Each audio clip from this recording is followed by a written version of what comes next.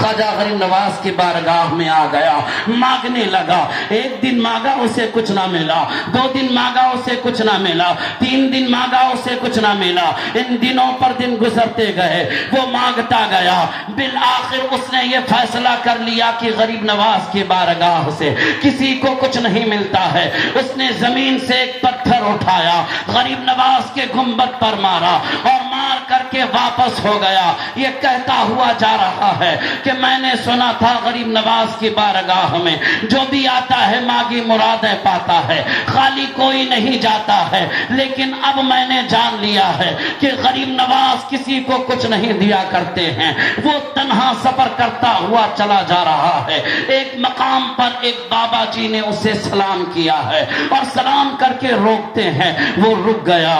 آپ نے اس سے پوچھا بتاؤ کہاں گئے تھے؟ وہ کہنے لگا اجمیر شریف گیا تھا۔ کس لیے گئے تھے؟ میں کچھ چیزیں مانگنے کے لیے خواجہ کی بارگاہ میں گیا تھا۔ میں نے سنا تھا خواجہ سے جو چیز مانگی جائے گی سرکار خواجہ اس چیز کو عطا فرما دیں گے، لیکن میں نے کئی دن وہاں رہ کر کے مانگا ہے، میرے خواجہ نے مجھے کچھ عطا نہیں فرمایا۔ مجھے یقین ہو گیا ہے کہ خواجہ غریب نواز کسی کو کچھ نہیں دیا کرتے ہیں۔ آپ نے ارشاد فرمایا بتا جب تو آنے لگا تھا کچھ کر کے آیا تھا یا یوں ہی چلا آیا ہے؟ کہا نہیں، میں غصہ ہوا، زمین سے ایک پتھر اٹھا کر غریب نواز کے گنبد پر مار دیا اور مار کر کے واپس ہو گیا ہوں۔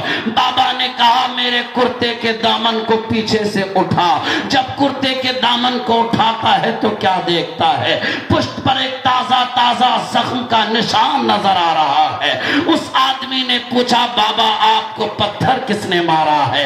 یہ زخم کیسا ہے؟ چوٹ کس نے پہنچائی ہے؟ آپ نے ارشاد فرمایا نادان، تو مجھے پہچانتا نہیں، جس غریب نواز کی بارگاہ میں تو گیا تھا وہ غریب نواز میں ہی ہوں، اور تو نے یہ عقیدہ بنا لیا غریب نواز کی بارگاہ سے کسی کو کچھ نہیں ملتا، یہ غلط ہے۔ اپنے ہاتھوں کو پھیلا، میں تیرے ہاتھوں میں کچھ دینا چاہتا ہوں۔